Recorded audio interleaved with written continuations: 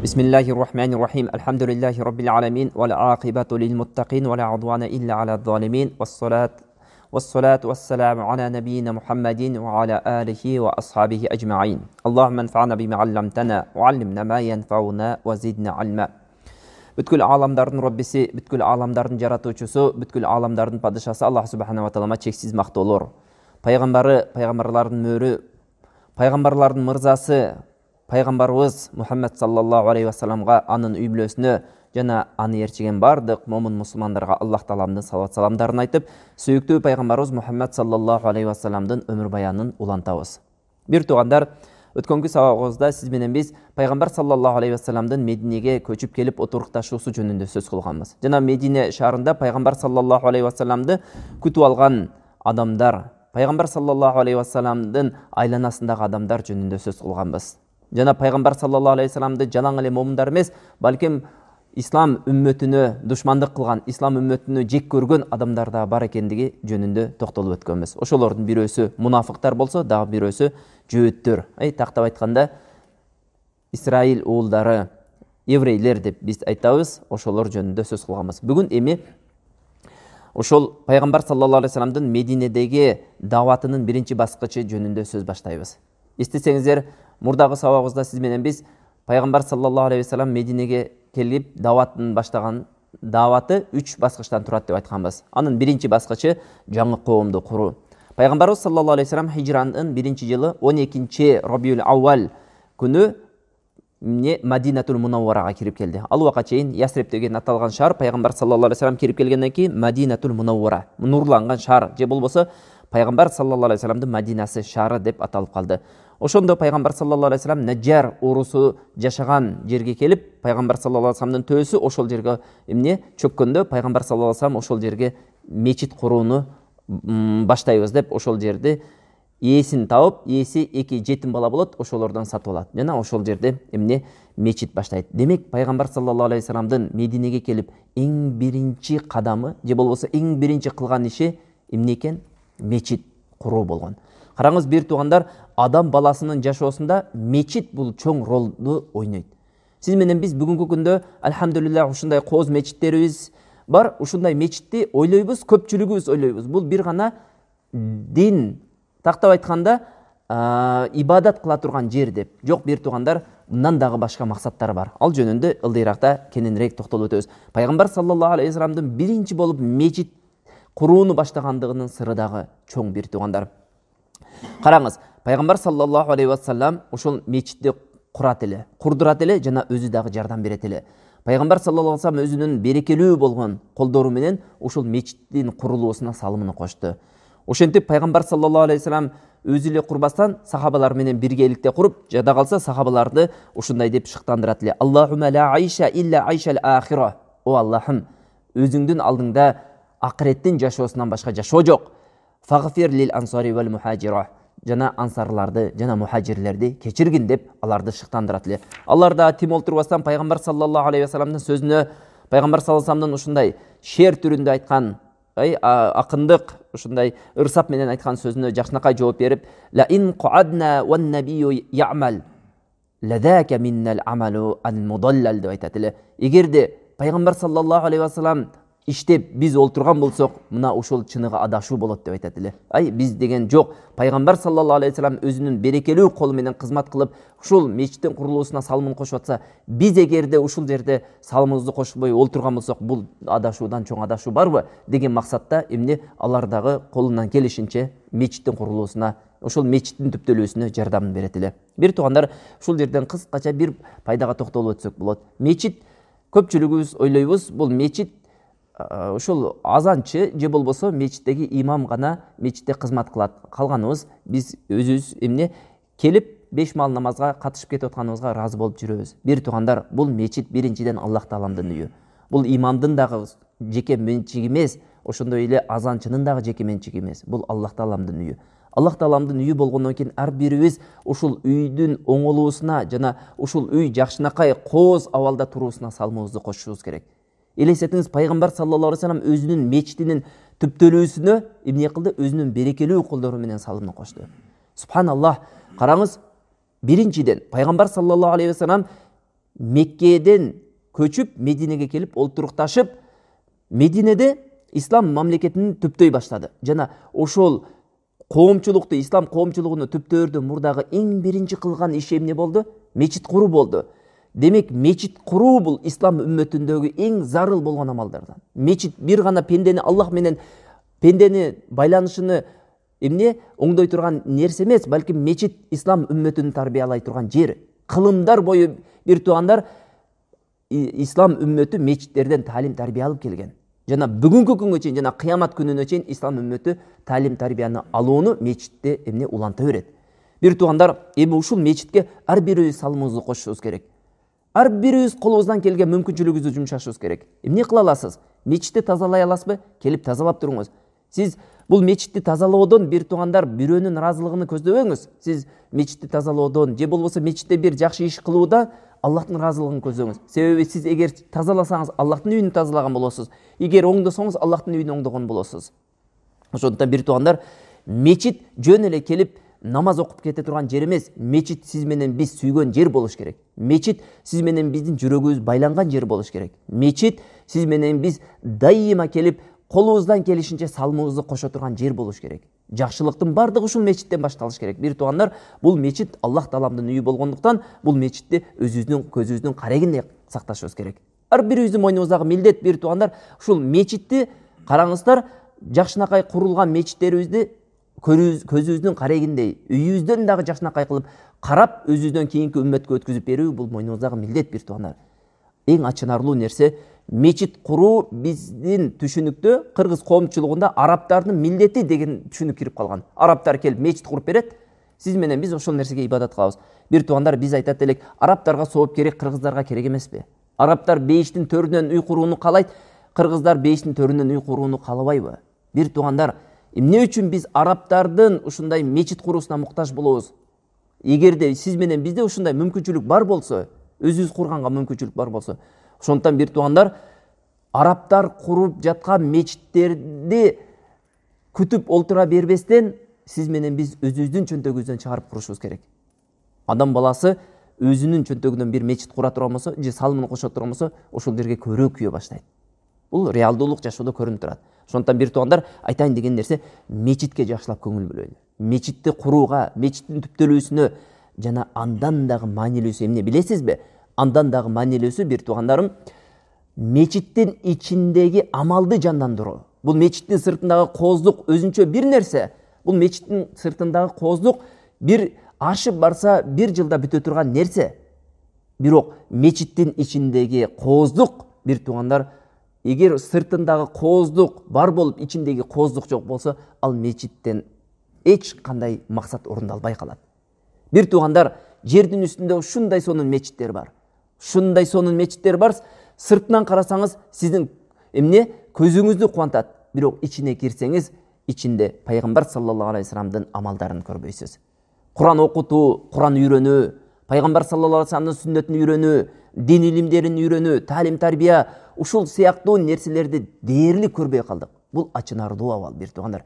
Мечиттерибиз көп деп сыймыктанабыз бүгүнкү күндө.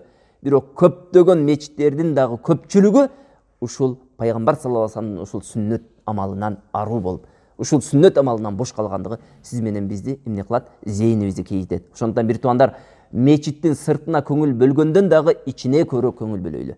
Ичинен дегенде максат ичиндеги амалдарга көңүл бөлөйлү. Себеби бир туугандар, пайгамбар саллаллаху алейхи вассаламдын мечити, караңыз, ушул мечитинин узундугу, пайгамбар саллаллаху алейхи вассаламдын ошол биринчи түптөгөн, биринчи курган мечитинин узундугу 100 зира болгон. 100 зира, бир зира, бир кулач деп коет. Бир кулач эгерде 50-60 сантиметр деп эсептегенде 100 зира боло турган болсо, 50-60 метр узундугу, ал эми туурасы болсо, мындан бир аз кыскараак болгон. Туурасы бир аз кыскараак. Ал эми бийиктиги 3 зира болгон. 3 зира эгер 60 сантиметрден же 65 сантиметрден эсептегенде 2 метрге жакын болгон. Демек, караңыз, пайгамбар саллаллаху алейхи вассаламдын мечити, мынау сиз менен биз олтурган мечит сыяктуу, балким мындан кичине чоңураак болушу мүмкүн. Бирок пайгамбар саллаллаху алейхи вассаламдын ошол мечити, бир туугандар, чоңойгонго чейин, кийин чоңойтулган, Аммавийлердин убагында, кийин Умардын убагында чоңойтуп баштаган, ошондон кийин чоңоюп, бүгүнгө чейин чоңоюп жатат. Чоңойгонго чейин ошол мечит жер ааламына кандай кызмат кылды билесизби? жер аламына бактылуулукту жеткизди. Ошол мечит. Ошол мечитте пайгамбар саллаллаху алейхи вассалам ислам үммөтүн тарбиялады. Ошол мечитте пайгамбар саллаллаху алейхи вассалам эмне кылды? Бүт жакшылык амалдардын бардыгын ошол жерде кылып, эмне ислам үммөтүнө ошол жерде талим тарбия берди. Айтайын деген нерсе, бир туугандар, мечиттин чоңдугуна көңүл бөлбөстөн мечиттин ичине көңүл бөлүү убактысы келип жетти. Алхамдулилlah, мечит куруу деп ошол этаптан өттүк. Балким эми мечиттин ичинде жандандыруу деген этапка эме кылышыбыз керек, аракет кылышыбыз керек. Ар бирибиз жашаган жерибизде мечиттер бар. Мечитти жандандырайлы, жандандырууга салымыбызды кошойлу. Мечиттеги эмне, мечиттин аурасы, мечиттин ичи келсеңиз боп-бош болуп, эч нерсе окулбай, жөн эле 5 мал намаз окула турган жер болуп калбасын. Ошол 5 мал намаз окулгандагы жакшыраак болуп калды, окулбай калганга карагандачы. Кээ бир мечиттер бар, бир туугандар, арабтар ушундай сонун кылып салып кеткен, бирок ал мечиттер жумага гана ачылып атат. Ачынарлуу нерсе. Кээ бир мечиттер бар, эртең менен багымдат окулат, ошол бойдон эч кайсы намаз окулбайт. Ошон үчүн бир туугандар, жок, сиз менен биздин мечитибиз Аллах Тааланын динине кызмат кылган, жана ушул жерде эмне ислам үммөтүн тарбиялаган, эң пайгамбар саллаллаху алейхи вассалам кылган нерселердин бардык нерсеси кылынган, жана негизи мечит куруудан болгон максатты орундаган нерсе болуу керек. Андан кийин пайгамбар саллаллаху алейхи вассалам, караңыз, ошол мечитти кургандан кийин эмне кылды? Жалаң эле жогоруда айтып өткөндөй намаз окуй турган жай кылбастан, исламий талим тарбия бере турган жамия болуп калды, университет болуп калды. Университет болду. Ошол мечит ислам үммөтү үчүн ислам тарбиясын бере турган эмне болду? Университетке айланды. Ошондой эле эки коом урушуп кетсе, ошону жараштыра турган жер болду. Ошондой эле ошол мечит, бир туугандар, бүткүл саясий жана аскерий маселелерди чече турган жер болду. Биздин тил менен айтканда, бүгүнкү күндө өкмөт үйү деп айтабызбы, же болбосо парламент деп айтабызбы, ошолордун бардыгы пайгамбар саллаллаху алейхи вассалам убагында бир эле жерде болду. Бардыгы бир гана мечитте болду. Бүт чечимдер кабыл ала турган жерлер, бүт маселелер чече турган жерлер, аскерий маселе болобу, экономикалык маселе болобу, же болсо саясий маселе болобу, бардыгыны пайгамбар саллаллаху алейхи вассалам ошол мечитинде, өз колу менен курган мечитинде чечкен. Караңыз, субханалла, ушундай кичинекей жерде кандай чоң иштерди кылган. Андан кийин ошол мечитте азан айтуу ташри кылынды. Ташри деген биздин тил менен айтканда эмне, шарияттан кылынды. Пайгамбар саллаллаху алейхи вассалам адамдарды кандай кылып чакырсак экен деп ойлонуп турган учурда Аллах субханаху ва таала Абдуллах ибн Зейдтин түшүнө ушундай илхам салып, түшүндө азан айтуу менен адамдарды мечитке чакырып жатканын көрөт. Абдуллах ибн Зейд пайгамбар саллаллаху алейхи вассаламга келип ушул түшүнүн кабарын бергенде, Умар ибн Хаттаб радыйаллаху анху дагы тасдыктайт, мен дагы ушул түштү көрдүм деп. Анан пайгамбар саллаллаху алейхи вассалам үнү кооз болгон Билал ибн Рабах радыйаллаху анхуну мечиттин үстүнө чыгарат дагы, адамдарды эми намазга чакырыңыз дейт. Ошол күндөн баштап мына ушул күнгө чейин адамдарга эмне, азан менен намазга чакырылып жатат. Бир туугандар, экинчи айта турган нерсе, азан бир эле намазга чакыра турган сөз эмес, балким андан дагы башка максаттары бар. Биринчиден, азандын башка максаты Аллахтан бөлөк сыйынууга, мусулмандар үчүн Аллахтан бөлөк сыйынууга зат жок, жана Мухаммад саллаллаху алейхи вассалам анын эң акыркы пайгамбары экенин элге жар салуу. Аллаху акбар деп туруп 4 жолу айткандан кийин ашхаду ан ла илаха иллаллах, мен Аллахтын эмне, жалгыздуулугуна, Аллахтан бөлөк сыйынууга зат жок экендигине күбөлүк өтөмүн деп эмне, жар салабыз. Ошондой эле эмне, вашхаду анна Мухаммадан абдуху ва расулуху, мен Мухаммад Аллах Тааланын кулу жана элчиси экендигине күбөлүк беремин деп адамдарга жар салабыз. Көрдүңүздөрбү? Бул менен биз эмне, мусулман үммөтү адамдарга биздин Роббибиз ким жана биздин пайгамбарыбыз ким экенин элдерге эмне кылабыз, белгилеп коебуз. Ошондой эле бир туугандар, ислам үммөтүндө Аллах Тааламдан бөлөк улуктай турган нерсе жок экенин кабары бул. Аллах Тааламдан бөлөк улуктай турган нерсе жок. Ошол себептен биз 4 жолу башында Аллаху акбар, 2 жолу аягынан, эң аяккы сөзүнөн алдында 2 жолу Аллаху акбар деп Аллах Тааламды улуктайбыз. Ошондой эле жогоруда айтып өткөндөй, пайгамбар саллаллаху алейхи вассаламдын эң акыркы пайгамбар экендигине күбөлүккө берип, ошол менен эмне, адамдарга биздин ким экенибизди эмне, жар салабыз. Караңыз, эң таң калыштуусу, ушул сөздүн капыр өлкөлөрүндө жаңырап жаткандыгы сиз менен бизди сүйүндүрөт. Капыр өлкөлөрүндө мусулмандар жашаган жерлерде, мечиттерде азан жаңырап турат. Бир туугандар, христиан динин тутунган же болбосо башка динди тутунган жерлерде дагы, алхамдулилlah, бүгүнкү күнгө чейин Аллахтын улуулугу жаңырап турат. Аллах Тааламдын улуулугу жана пайгамбар саллаллаху алейхи вассаламдын эң акыркы элчи экендиги жаңырап турат. Бул да болсо сиз менен биздин жүрөгүбүздү сүйүнткөн нерсе. Андан кийинки пайгамбар саллаллаху алейхи вассаламдын кадамына токтолуп өтөбүз. Пайгамбар саллаллаху алейхи вассалам караңыздар, ушундай сонун кургандан кийин пайгамбар саллаллаху алейхи вассалам ушундай сонун мечит кургандан кийин андан дагы бир сонун ишке кол урду. Ал эмне деп ойлойсуз? Ал да болсо пайгамбар саллаллаху алейхи вассаламды Мекке жана Мединенин эли, тактап айтканда Меккенин мусулмандары менен Мединенин мусулмандарын үлпөттөштүрүүсү, достоштуруусу, мына ушул пайгамбар саллаллаху алейхи вассаламдын ислам үммөтүнү түптөөдөгү эң данышмандуу кадамы деп айтсак эч качан жаңылбайбыз. Пайгамбар саллаллаху алейхи вассалам данышмандуулардын данышмандуусу болгон. Акыйкат бир туугандар, чыныгы данышман инсан болгон. Бир маселени өзүнүн эмоциясынын үстүндө же болбосо өзүнүн жеке кызыкчылыгынын үстүндө чечкен эмес. Пайгамбар саллаллаху алейхи вассалам бир маселени чечсе, ал маселе ислам үммөтүнүн кызыкчылыгы үчүн болгон. Дайыма.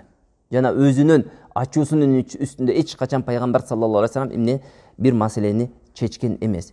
Негизи эле пайгамбар саллаллаху алейхи вассаламдын ачуусу келгендигин тарых баракчалары бизге калтырган эмес. Анча-мынча кээ бир жерлерде пайгамбар саллаллаху алейхи вассаламдын ачуусу келгендерин айткан жерлер бар, бирок ал да исламдын кызыкчылыгы үчүн ачуусу келген, өзүнүн жеке кызыкчылыгы үчүн эмес. Мышыгыны пыш деп койгону үчүн эмес, бир туугандар. Ушул нерсени жакшылап билиңиздер. Бүгүнкү күндөгү ислам үммөтүнүн тетириси, ислам үммөтүнүн ачуусу, бир туугандар, сиз менен биздин ачуубуз жеке кызыкчылыгыбыз үчүн болот. Көпчүлүк учурда бул ачуу акыйкат. Ал эми дин үчүн ачуубуз келген учурду дээрлик эске албайбыз. Дин үчүн кимдин ачуусу келди? Дин үчүн кимдин кызганычы козголду? Дин үчүн кимдин ичиндеги эмне уктап жаткан сезимдери ойгонду? Бир туугандар, сиз менен биздин уктап жаткан сезимдерибиз өзүбүздүн жеке кызыкчылыгыбыз үчүн. Бирок пайгамбар саллаллаху алейхи вассалам андай болгон эмес. Пайгамбар саллаллаху алейхи вассалам ушундай чечимди кабыл алды, жанагы мусулмандарды үлпөттөштүрүү деген эмне амалды кылды. Бул нерседе чоң данышмандуулук бар эле. Караңыз бир туугандар, бизде кыргыздарда деле ушундай сонун макалдар бар. Ырыс алды ынтымак. Ынтымактуулук менен бардык нерсени жеңсе болот. Биримдик менен бардык нерсени жеңсе болот.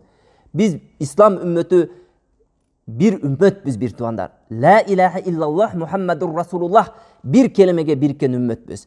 Сиз менен биздин башыбызды бириктирген улутчулдук эмес, бир туугандар. Сиз менен биздин башыбызды бириктирген ууруу дагы эмес, бир туугандар. Сиз менен биздин башыбызды бириктирген жынсыбыз дагы эмес, бир туугандар. Сиз менен биздин башыбызды бириктирген алхамдулилlah Аллах субхана ва тааламдын дини, бир туугандар. Караңыз, пайгамбар саллаллаху алейхи вассалам эки бири-биrini дээрлик тааныбаган, эч кандай урук тууган катнаштыгы болбогон эки урууну эмне кылды? Ушул ислам негизинде үлпөттөштүрдү. Исламдын негизинде үлпөттөштүрдү, бир туугандар. Ошондон кийин жанагы биримдик айрылгыс биримдикке айланды. Бир туугандар, сиз менен бизди жашообузда кээ бир инсандар менен бир канча нерселер бириктирип турат. Паланчыны бизнеси бириктирип турат, пустанчы менен. Тигини жумушу бириктирип турат, тигини дагы кошночулук бириктирип турат. Бирок бир туугандар, ал бириктирүүнүн ажыраштыгы тезирээк болот эгерде дин үчүн бирикпеген болсо. Бир туугандар, жакшылап билиңиз, сиз менен бизди бириктирген нерсе кымбатыраак, сиз менен бизди ажыраштырып бөлүп жарган нерседен. Караңыздар, эң ачынарлуу нерсе ислам үммөтүнүн бүгүнкү күндөгү бөлүнүүсү, жарылуусу. Арзыбаган нерсе үчүн бөлүнүп жарылып атат. Эгерде билгенде эле ошол инсандардын башын бириктирген нерсе канчалык кымбат экендигини. Ошол нерседен пайдаланып, сиз менен биздин душмандарыбыз сиз менен биздин үстүбүздөн үстөмдүүлүк кылып алды. Бул ачуу чындык. Караңыз, пайгамбар саллаллаху алейхи вассалам ошонун алдын алды.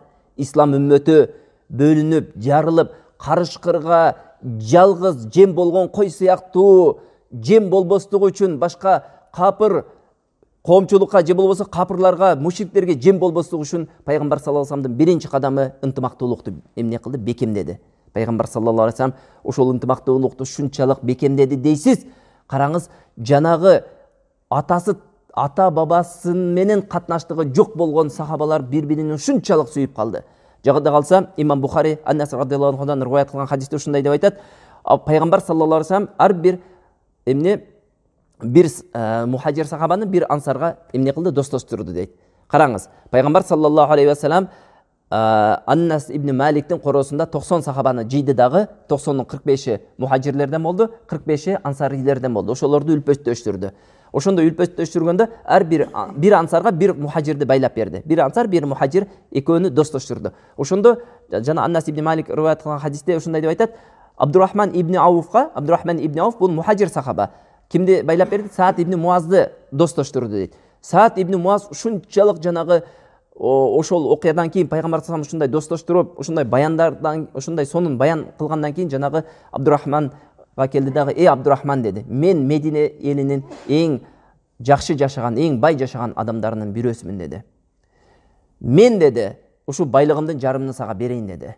"Менин 2 аялым бар" деди. "Бирөөсүнө айтсаң мен талагын берем, иддасы бүткөндөн кийин өзүңдүн эмнеңи аласың, жарлыгыңы аласың" деди.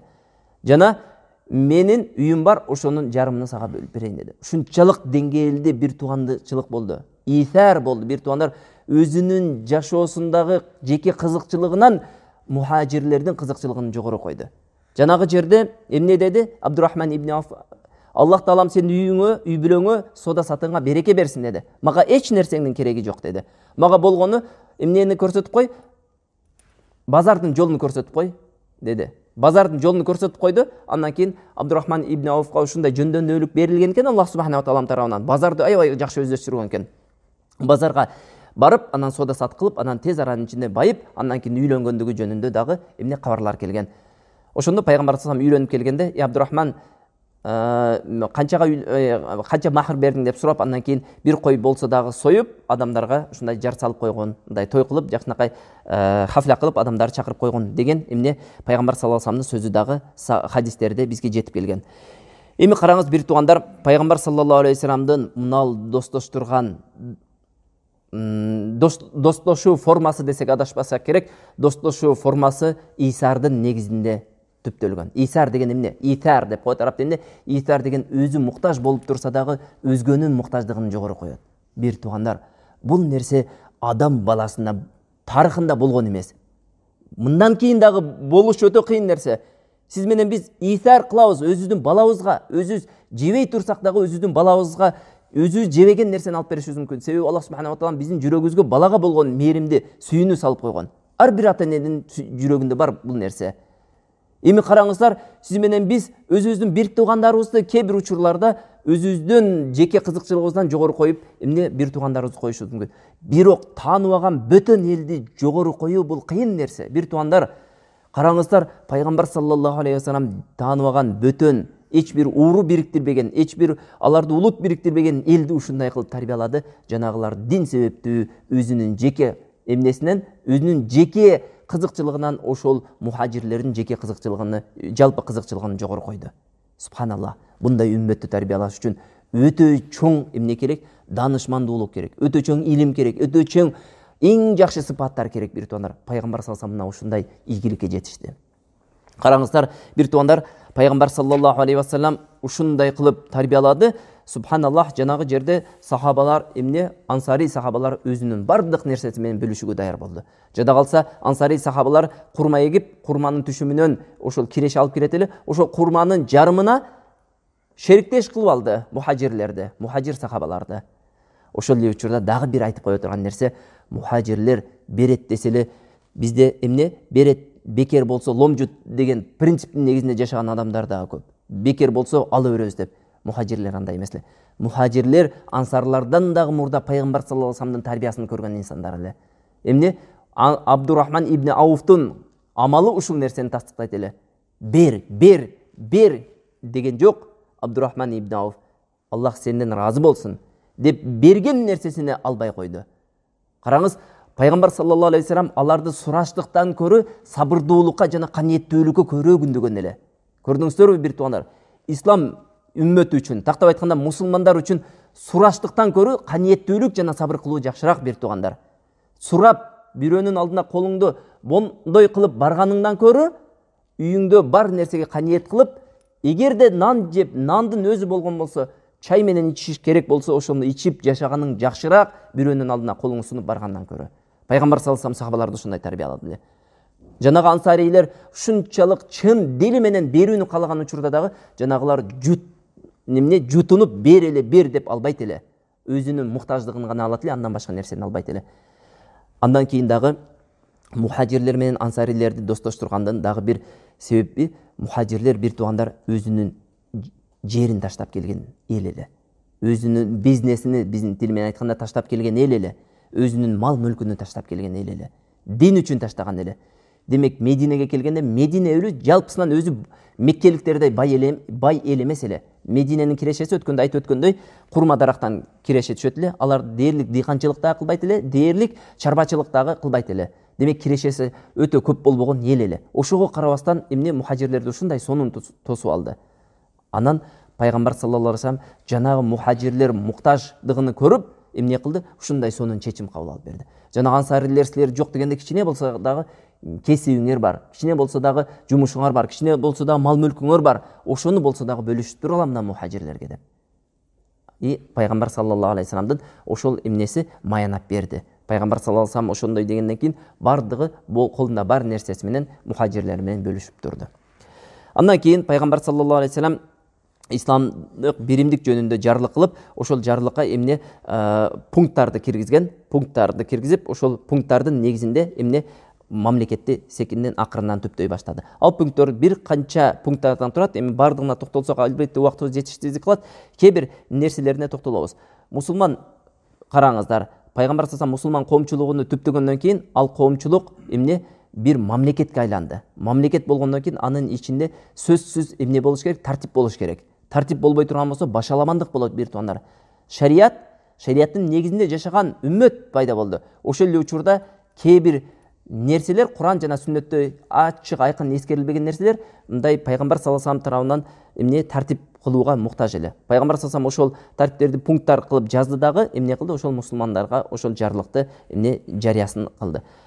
Ошол пункттардын ичинде ушундай бар эле: имандуу киши капыр үчүн имандууну өлтүрбөйт. Имандуу киши капыр үчүн имандууну өлтүрбөйт дегени, мисалы, эки имандуунун ортосунда, имандуу менен капырдын ортосунда келишим бар болгон болсо, ошол капыр адам мусулманга кол сала турган болсо, капыр адам капырга мусулманга каршы жардам бербейт.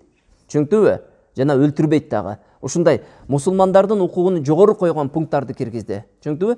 Мусулмандардын укугу жогору коюлган. Бир туугандар, ислам шариятында бир туугандар бардык нерсе эске алынат. Бирок ошол эле учурда мусулмандардын эмнеси, кызыкчылыгы жогору коюлат. Мусулмандардын укугу жогору болот. Мусулмандардын өлкөсүндө капырлар да жашашы мүмкүн. Өткөндө зиммилер жөнүндө кыскача токтолуп өттүк. Зиммилер, бирок эмне зимми болуп мусулмандардын коргоосуна алынган, мусулмандардын аскери коргоп берет ошолорду. Алар жизия төлөп бергендин ордуна. Бирок ошол эле учурда алардын укугу бир тепкич эмне мусулмандардын укугунан ылдый турат бир туугандар. Көрдүңүздөрбү? Мусулман эмне өлкөсүндө мусулмандардын эмнеси пайгамбар саллаллаху алейхи вассалам даражасыны бир деңгээл жогору койду. Ошондой эле пайгамбар саллаллаху алейхи вассалам ошол пункттардын ичинде, жазган пункттардын ичинде, яхуди коомунан кимиси биздин жолго жүрсө, ага теңдик берилет. Тактап айтканда, яхудиден бизге өтсө, ислам динине өтсө, ага теңдик берилет. Эгер өтпөсө, алардын малы, жаны корголот. Себеби алар жизия төлөйт, мусулман мамлекетинин ичинде жашайт да. Түшүнүктүбү? Ушул сыяктуу кээ бир эмне пункттарды эмне кылды? Пайгамбар саллаллаху алейхи вассалам мусулмандар менен биргеликте кабыл алды. Демек караңыз, пайгамбар саллаллаху алейхи вассалам демек ислам коомчулугуну түптөрдөн мурда эки чоң иш жасады. Анын биринчиси мечит куруу болсо, экинчиси мусулмандарды үлпөттөштүрүү. Экөөгө тең ислам үммөтү дегеле негиз эле жаңы түптөлүп аткан коом муктаж эле. Себеби караңыздар, алардын мурдагы биримдиги, мисалы Аус жана Хазраш жөнүндө сөз кыла турган болсок, же болсо башка уруулар жөнүндө сөз кыла турган болсок, алардын мурдагы биримдүүлүгү, же болбосо алардын ушундай бири-бирине жардам бергендиги эмненин үстүнө курулган? Уруучулуктун жана улутчулуктун үстүнө курулган, туурабы? Пайгамбар саллаллаху алейхи вассаламга караңыздар, бир туугандар, пайгамбар саллаллаху алейхи вассалам келгенден кийин ошол түшүнүктү алардын башынан такыр жоюп салды, алып салды. Уруучулук, улутчулук деген негизи аларда жок болуп калды. Мусулмансыңбы?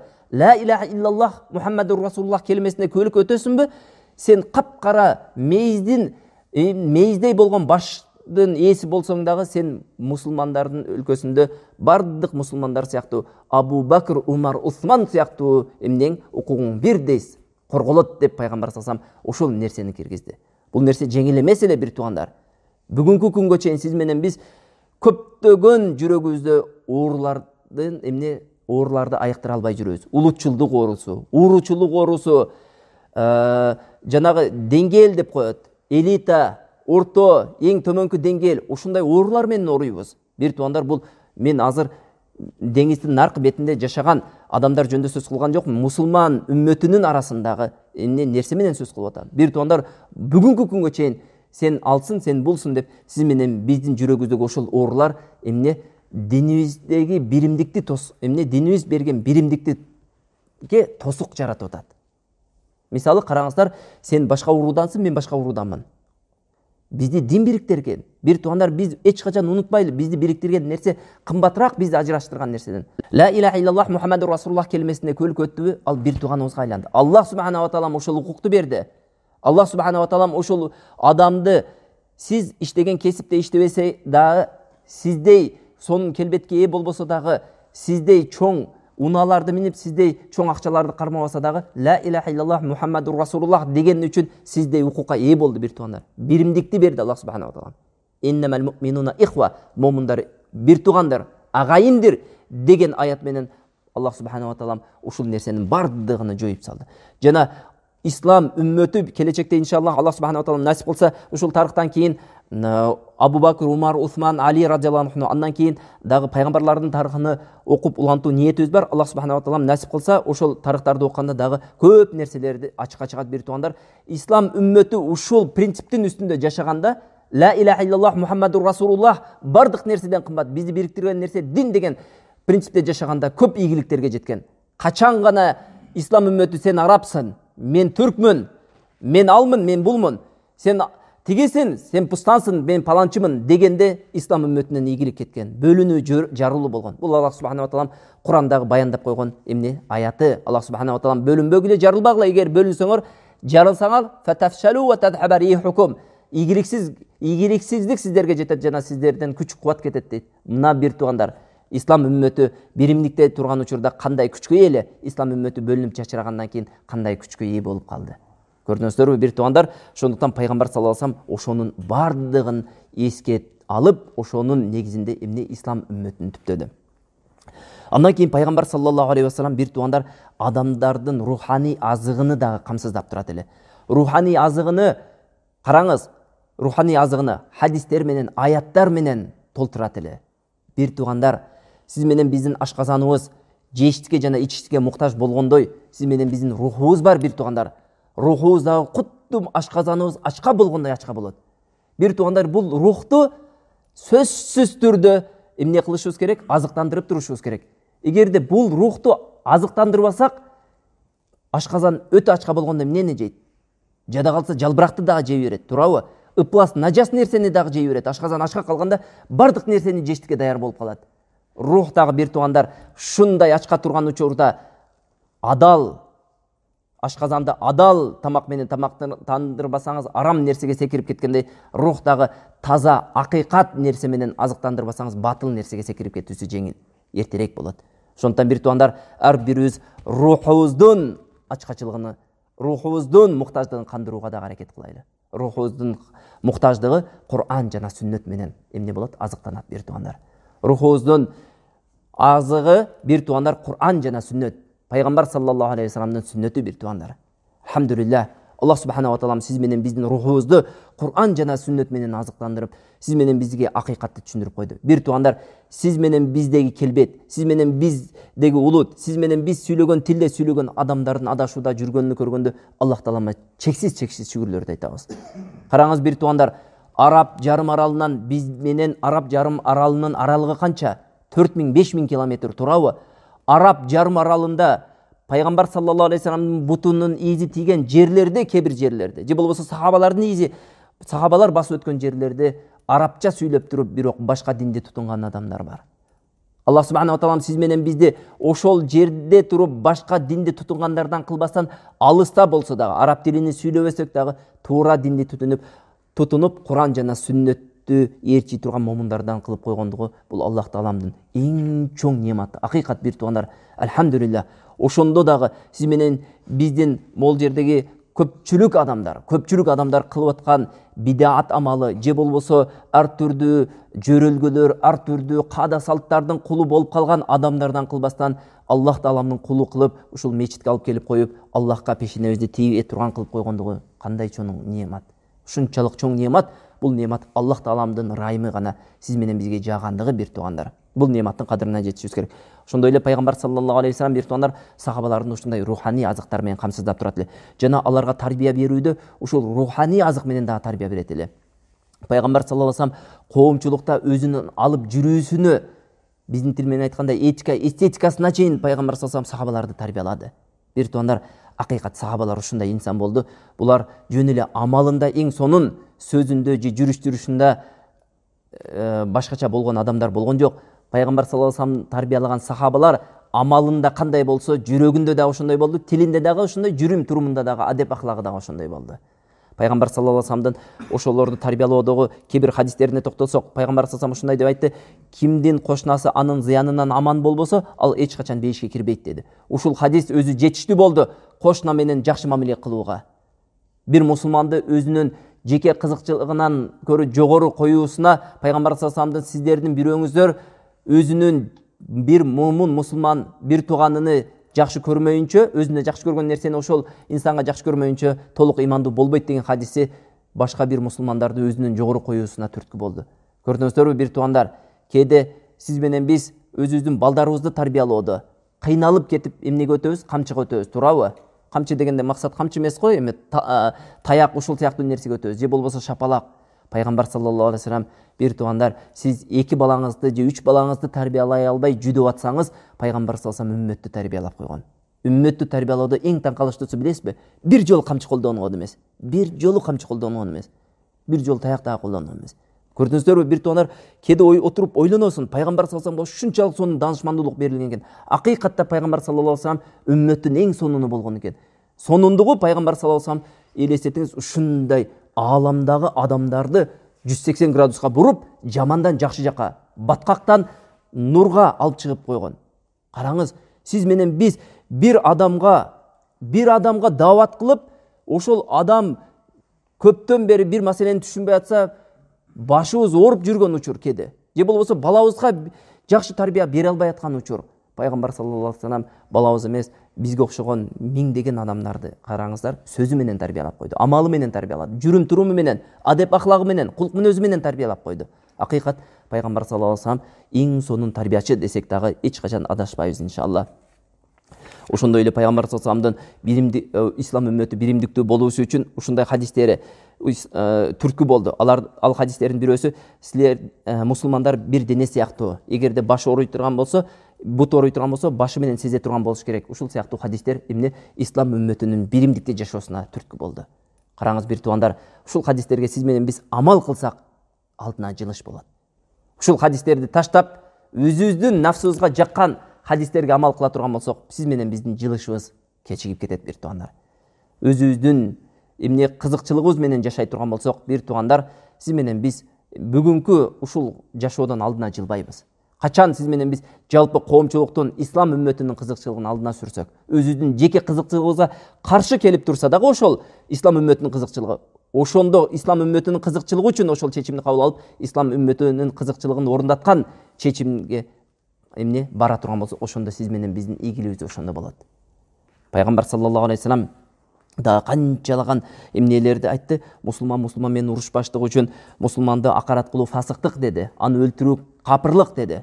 Көрүңүздөр, ушул сөз өзү мусулмандардын үстүнө шылдыңдоо, жемелөө же болбосо ушуга окшогон нерселердин алдын алып койду. Пайгамбар саллаллаху алейхи вассалам мусулман менен бир туугандар, артыңарды салбагыла, аларга жаман сөз айтпагыла, ачуусун келтирбегиле, бири-бириңер менен араздашпагыла, бири-бириңерге көрө албастык кылбагыла деген хадистер сыяктуу эмне кылды? Ислам үммөтүнү бири-бирине болгон эмнесини, сүйүүсүнү арттыра турган ушундай эмне сөздөрдү, хадистерди айтып, жанагы сахабалардын бири-бирине болгон сүйүүсүн ан сайын арттырып турду.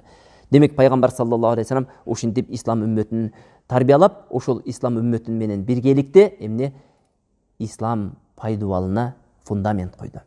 Ислам коомчулугуна фундамент койду. Бир туугандар, пайгамбар саллаллаху алейхи вассалам койгон фундамент бүгүнкү күнгө чейин сакталып турат. Караңыз, альхамдулилlah, Пайгамбар саллаллаху алейхи вассалам куйган фундамент жөн эле шагал менен кумду аралаштырып куюп койгондо бул чейин куруп эмне болот эле, жыгылат эле. Бирок пайгамбар саллаллаху алейхи вассалам куйган фундамент эң күчтүү цемент, эң күчтүү шагал же болбосо шебенка дейбиз, эң күчтүү шебенка, эң күчтүү усталардын колу менен курулган. Ошол себептен бүгүнкү күнгө чейин сакталып турат жана өзү эле сакталбастан канчалаган ааламга эмнесин нурун чачып турат. Субханаллах. Көрдүңүздөрбү бир туугандар? Сиз менен биз фундамент койсак, анын түптөлүшүнөн бузулушу тез болуп атат бүгүнкү күндө. Себеби сиз менен биздин пайгамбар саллаллаху алейхи вассаламдын көптөгөн сүннөттөрүнөн алыс болгондугубуз ошол нерсеге алып барып атат. Андан кийин пайгамбар саллаллаху алейхи вассалам адамдарды садакага үндөйт эле, садака берүүгө үндөйт эле, ошондой эле каниеттүүлүккө, сабырдуулукка дагы үндөйт эле. Садакага үндөөлүгү караңыздар, бир жагынан ансарларга болгондой эле. Туура, бул бир эле ансарларга айтылган сөз эмес, бул ислам үммөтүнө кыямат күнүнө чейин келген үммөткө айтылган сөз. Бирок ошол учурда пайгамбар саллаллаху алейхи вассалам эмне ансарлар мүмкүнчүлүгү бар болуп туруп, мухажирлер мүмкүнчүлүгү жок болгондо ансарларга кыйтып айткандай эле. Ал эми сабырдуулук, каниеттүүлүк жөнүндөгү хадиси кимдер үчүн эле? Мухажирлер үчүн эле. Бирок эмне болду? Пайгамбар саллаллаху алейхи вассалам ал сөзү кыяматка чейин сакталып калды. Бардыгыбызга эмне ошол хадиске амал кылуу бойнубуздагы милдет. Ошол эле учурда сахабалар бул нерсени өтө жакшы түшүнүп, ансарлар садака кылууга үндөгөндө садакаларына беришет эле. Мухажирлер каниеттүүлүккө үндөгөн хадистерди уккандан кийин каниеттүүлүк кылат эле. Берген нерсеге Аллахка шүгүр айтат эле. Ошентип пайгамбар саллаллаху алейхи вассалам эмне эң сонун үммөттү тарбиялады. Караңыздар, Абдуллах ибн Масуд ушундай бир сонун сөз айткан экен. Ким бир жолду тандоону кааласа дейт, ааламдан өтүп кеткен мусулмандардын жолун таңдасын. Себеби анткени тирүү адамдар фитнадан алыс болбойт дейт. Ааламдардан өтүп кеткен дегенде максат сахабалардын жолун таңдасын деген. Сахабалардын жолун ээрчисин деген. Сахабалар бир туугандар Аллах субхана ва таалам пайгамбар саллаллаху алейхи вассаламдын алдында сухбат кылуу неаматын берген инсандар. Бир туугандар сахабалардын эң төмөн даражасындагы адам сахабалар эмес адамдардын эң жогору деңгээлдеги даражасынан дагы бийик турат. Бир туугандар, туура, балким илими жагынан кээ бир үммөт, кээ бир сахабалардан илимдүү болушу мүмкүн. Бирок деңгээли жагынан сахабаларга эч качан жетпейт. Түшүнүктүбү? Сахабалар ушундай инсан, алар сиз менен биз окуп, сүйүп жүргөн инсанды өз көзү менен көрүп туруп, иман келтирип, ошол инсанды ээрчип, ошол инсанга эмне нусрат кылган, динине нусрат кылган инсандар. Өзүнүн жеке кызыкчылыгын таштап, эгерде ташташ керек болсо, аял бала чакасыны Меккеге таштап пайгамбар саллаллаху алейхи вассалам менен хижрат кылган адамдар. Пайгамбар саллаллаху алейхи вассалам менен ысыкта дагы, суукта дагы бирге болгон адамдар. Жеңилчиликте дагы, оорчулукта дагы бирге болгон адамдар, сахабалар. Ушундай неаматка ээ болгон адамдар. Көрдүңүздөрбү? Аллах субхана ва таалам ошол инсандарга насип кылды. Сахаба болушту. Ошол инсандарга насип кылды. Ошол инсандар пайгамбар саллаллаху алейхи вассаламдын алдында сахаба болуп берди. Жана ошолор сахабалыкты эң сонун деңгээлде өтөдү. Бир туугандар, сахабалык кылууда кемчилик кетирген жок. Пайгамбар саллаллаху алейхи вассаламдын сырыны пайгамбар саллаллаху алейхи вассаламдын алдына чыгып туруп, нарака барып ашкере кылып, пайгамбар саллаллаху алейхи вассаламга каршы душманды жетелеп келип, же пайгамбар саллаллаху алейхи вассаламга каршы келген душмандарды колдоп берген сахабаны уккан эмеспиз, укпайбыз да. Андай сахаба болгон эмес, бир туугандар. Болсо болгондур, мунафыктар болгон. Бирок алар сахаба деп эсептелинбейт. Субханаллах, бир туугандар, ушундай инсан, караңыз, бир инсан ушундай үммөттү тарбиялады. Ошол үммөт өзү ошол тарбиялаган адамды өзүнөн дагы жакшы көрүп калды. Пайгамбар саллаллаху алейхи вассалам, субханаллах, ушундай сонун инсан болгондугу ушул эмне тарыхын окуу менен билебиз. Ошондуктан бир туугандар, биз ушул китепти баштаардан мурда бир нерсени айтып өткөндөк. Сираны баштагандын эң чоң себептеринин бирөөсү пайгамбар саллаллаху алейхи вассаламга болгон сүйүүнүн артуусу. Пайгамбар саллаллаху алейхи вассаламды тааныбай туруп сиз менен биз кантип сүйөбүз? Эгерде пайгамбар саллаллаху алейхи вассаламдын ушундай сыпаттарын билбесек, пайгамбар саллаллаху алейхи вассаламдын амалдарынан, адеп ахлактарынан, кулк мүнөздөрүнөн кабарсыз болсок, сиз менен биз ал инсанды пайгамбар деп коюш менен не сүйүп калбайбыз да. Пайгамбар саллаллаху алейхи вассаламды сүйүү үчүн бир туугандар, пайгамбар саллаллаху алейхи вассаламдын жашоосун окуп үйрөнүшүбүз керек. Пайгамбар саллаллаху алейхи вассалам сиз жана биз үчүн эмнени берди? Пайгамбар саллаллаху алейхи вассалам берген нерсени алып атабыз. да калабыз мындан кийин эмнелерди бергендигин. Эми сиз менен биз пайгамбар саллаллаху алейхи вассаламдын дини үчүн калтырып койгон, сиз менен бизге мурас кылып калтырып берген дин үчүн эмнени бердик деген суроону бере турган убакыт келди. Сиз биз пайгамбар саллаллаху алейхи вассалам сизге бизге мурас кылып берген акыйкат динини таратуу үчүн эмнени кылдыңыз? Пайгамбар саллаллаху алейхи вассаламдын сахабалары кылган 100дөн 1-ини кыла алдыңызбы? Жок дегенде 1000ден 1-ини кыла алдыңызбы? Сахабалар бир туугандар пайгамбар саллаллаху алейхи вассаламдын рисаласыны, пайгамбар саллаллаху алейхи вассалам алып келген акыйкат динини жоопкерчиликке алгандан кийин ошол жоопкерчиликти толугу менен өтөп, андан кийинки урпакка табииндерге өткүзүп берди. Табииндер дагы кемчилик кетирген жок. Таба табииндерге өткүзүп берди. Ошолор кемчилик кетирбегендиктен бир туугандар арадан 1400 жыл өтүүсүнө карабастан сиз менен биз Кур'ан жана хадисти кече түшкөндөй болуп туруп окуп, кече айткандай болуп окуп турабыз. Бир туугандар, субханаллах, болбосо 1400 жыл аралыгында канчалаган өзгөрүүлөр кирип кетиш ыктымалы бар эле, туурабы? Ошол сахабалар кемчилик кетирген жок. Табииндер, таба табииндер, бизге чейинкилер кемчилик кетирген жок. Ушул нерсени кийинки үммөткө өткүзүп берүүдө. Эми сиз менен биз кемчилик кетирсек, кийинки урпакка ушул динди өткүзүп берүүдө биз өзүбүз кечирбешибиз керек. Биз эгерде дүйнөбүз деп арзубаган, үйүбүз деп арзубаган, дүйнөбүз деп машина же болбосо ошол сыяктуу нерсе деп динибизди кийинки урпакка өткүзүп, ушундай сонун динибизди өткүзүп бербесек, бизди өзүбүздү эч ким кечирбейт. Бизди өзүбүз кечирбешибиз керек. Жана бизди кийинки урпагыбыз дагы кечирбейт, бир туугандар. Ошондон бир туугандар ушул жоопкерчиликти сезели. Андан кийин пайгамбарыбыз саллаллаху алейхи вассалам бир туугандар яһудилер менен келишим түздү. Пайгамбар саллаллаху алейхи вассаламдын яһудилер менен келишим түзүүсүнүн сыры эмнеде эле? Пайгамбар саллаллаху алейхи вассалам Мединенин ичинки абалын акырындан оңдой баштады. Жана ошол пайгамбар саллаллаху алейхи вассаламдын кадамдары ийгиликтүү болду. Мечит куруусу, мусулмандарды үлпөттөштүрүүсү, мусулмандар менен бир келишимди алып, ошол келишимдин негизинде, келишимдин астында жашоосу эмне ийгилик бере баштады. Эми пайгамбар саллаллаху алейхи вассаламды кооптондурган бир ошол Мединенин ичинде дагы бир-эки маселе бар эле. Алардын бирөөсү Мединенин ичинде башка динди тутунган жөөттөр пайгамбар саллаллаху алейхи вассаламдын коопсуздугуна эмне зыян келтирип коюу коркунучу бар эле.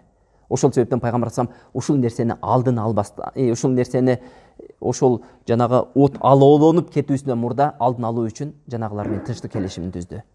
Бул дагы пайгамбар саллаллаху алейхи вассаламдын эң сонун даанышмандуу кадамы десек эч качан адашпайбыз. Албетте пайгамбар саллаллаху алейхи вассаламдын бардык кадамын даанышмандуу деп баа беребиз иншалла.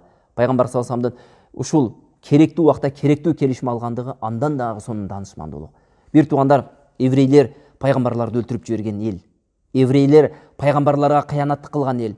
Еврейлер эң жердин үстүндө ыпласты жана бузукулукту тараткан эл. Булар өзү пайгамбар саллаллаху алейхи вассалам келгенден баштап пайгамбар саллаллаху алейхи вассаламга душмандык кыла баштаган. Анын далилини өткөнкү сабагыбызда айтып өттүк. Пайгамбар саллаллаху алейхи вассаламга душмандык кылуусу бул анык күтүлгөн нерсе эле. Пайгамбар саллаллаху алейхи вассаламга жана мусулмандарга зыян берүүсү күтүлгөн нерсе эле.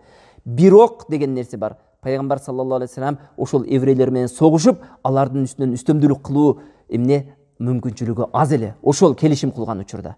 Түшүнүктүбү? Пайгамбар саллаллаху алейхи вассалам менен келишим кылган учурда мусулмандардын аскерлери аз эле, курал жарагы аз эле. Ага караганда еврейлердин курал жарагы жана аскерлери көп эле. Пайгамбар саллаллаху алейхи вассалам ошол тынчтык келишимине барууга муктаж эле.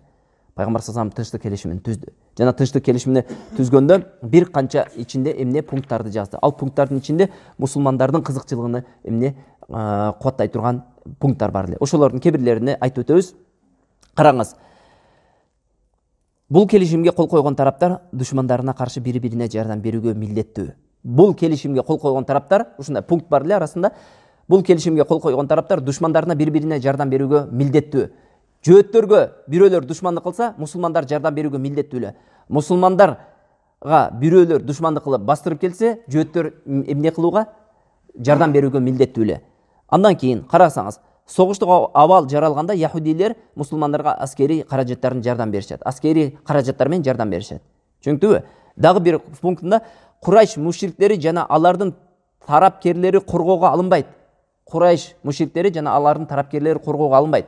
Мединеге ошо жөөттөрдүн коргоосу менен кирбейт деген сөз. Андан дагы бир келишимни, бул келишим эч бир залымдын жана эч бир кылмышкердин жазадан эмне арылтып кое албайт. Бул келишим, мисалы бир адам яһуди болобу же мусулман болобу кылмыш кылабы, жазага тартылат.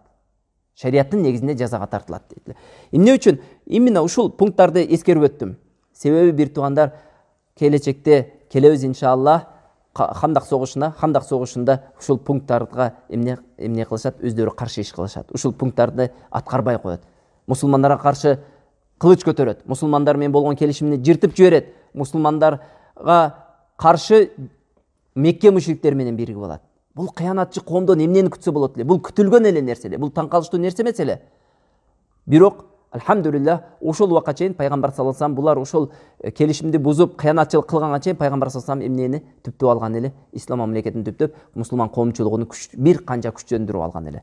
Пайгамбар саллаллаху алейхи вассалам күчкө муктаж болуп турган учурда ушул келишимди түзүп, бул да болсо бир канча келечекте эмнеге даватынын ан сайын кенен тарашына өбөлгө түзүп берген. Андан кийин пайгамбар саллаллаху алейхи вассалам ошол ички коопсуздукту эмне кылгандан кийин, камсыз кылгандан кийин сырттан баштады. Сырттан жакынкы айылдардан баштады. Жакын айылдарга барып туруп, эмне тынчтык келишим түзөт эле. Себеби бир туугандар жакынкы айылдар Мединене айланасында көптөгөн арабийлер жашайт эле. Араби деп бедуиндерди айтат. Ошолор жашайт эле. Эгерде алар менен тынчтык келишимди түзбөй турган болсо, эртең кокус Мекке мушриктери болобу, башка душмандар болобу кол сала турган болсо, ошолор да жардам бере турган болсо, ал эмне болот? Ан сайын мусулмандарга чоңураак эмне зыян жеткирип коюу коркунучу бар. Ошонун алдын алыш үчүн пайгамбар саллаллаху алейхи вассалам эмне кылды? Ошолордун баардыгынын эшигин жаап салды. Караңыздар, бир туугандар, пайгамбар саллаллаху алейхи вассаламдын даватындагы бир ыкма бар. Ушул ыкманы жакшылап колдонуш керек. Бул данышмандардын гана колунан келе турган нерсе. Ал дегени бир оору пайда болгондон кийин дарылабастан, оору болордон мурда профилактика кылуу. Ошондуктан бүгүнкү күндө дагы мисалы медицинада ушундай сөз бар: ооруну дарылагандан көрө профилактика кылуу жакшыраак деген. Пайгамбар саллаллаху алейхи вассаламдын даватындагы ыкма ушундай болгон. Жанагы мүшкиле, жанагы мүшкөл алоолонуп, тутанып кетүүдө мурда пайгамбар саллаллаху алейхи вассалам ошонун алдын алып койгон. Караңыздар, еврейлер менен ызычуу болуп, курал көтөрүп, тирешип калганда барып тынчтык келишим түзбөстөн, жап-жакшынакай тынч, аман эсен болуп турган учурда барып тынчтык келишим түзүп койду. Болду, жанагы кылыч көтөрө турган нерсенин эшигин эмне жаап салды. Пайгамбар саллаллаху алейхи вассалам келечекте мусулман ансарийлер, мухажирлер башка эл. Ар бир адамда жүрөгүндө шайтаны бар, канында шайтан айланып жүрөт. Ойноп коюшу мүмкүн. Сен мухажирсиң, сен ансарсың деген. Эртең урушуп, бири-бири менен бөлүп, мусулмандардын биримдиги кетип калуусунан алдын эмне кылып койду? Ошонун эшигин жаап салды пайгамбар саллаллаху алейхи вассалам. Үлпөттөштүрүп койду. Түшүнүктүбү? Демек пайгамбар саллаллаху алейхи вассаламдын көрдүңүздөрбү кадамдары бардыгы данышмандуулуктун үстүндө болгон. Андан кийин бир туугандар, пайгамбар саллаллаху алейхи вассалам кандуу согуш, пайгамбар саллаллаху алейхи вассаламга каршы кандуу согуш аракеттери башталуусу жана пайгамбар саллаллаху алейхи вассаламдын жообу кандай болгон? Ошол жөнүндө сөз кылабыз. Демек ошентип пайгамбар саллаллаху алейхи вассалам Мединеге келип, ушундай коомчулукту түптөп, ушинтип аракет кылып жүргөн учурда Мекке мушриктери алар эмне жөн олтурган жок. Мекке мушриктери дагы өздөрүнүн айла амалдарын эмне улантты. Караңыздар, пайгамбар саллаллаху алейхи вассаламдын Меккеден Мединеге көчүп кетүүсү, ошондой эле мусулмандардын Мединеге көчүп кетүүсү эмне кылат эле?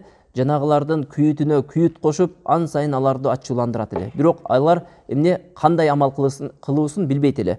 Ошентип караңыздар, жанагы Меккенин мушриктери аралыгы алыс болуусуна карабастан мусулмандарга зыян берүүсүн улантуу үчүн Мединенин ичинен чыккан адамдар менен байланышты түздү. Ал болсо ким? Абдуллах ибн Убай ибн Салул, мунафыктардын башчысы. Ошолор менен байланышты бекемдеди дагы, аларга ушундай кат жиберди. Абдуллах деди, сен бизден качып барган Мухаммадты баш банек берип, өзүңдүн эмне шаарыңа киргиздиң. Билип койгон, Аллахка ант ичип айтабыз. Эгерде силер дейт, ошол Мухаммадты бизге кайтарып бербесеңер, силерге чоң кошуун тартып барып, силерди жер менен жексен кылабыз.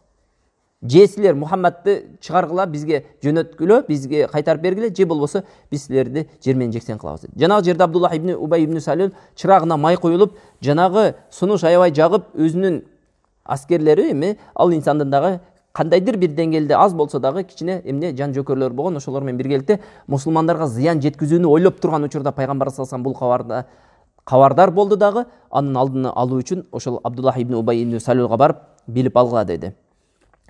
ей Абдуллах ибн Убай ибн Салил, Курайш менен кандай келишим кылганыңарды билдик деди.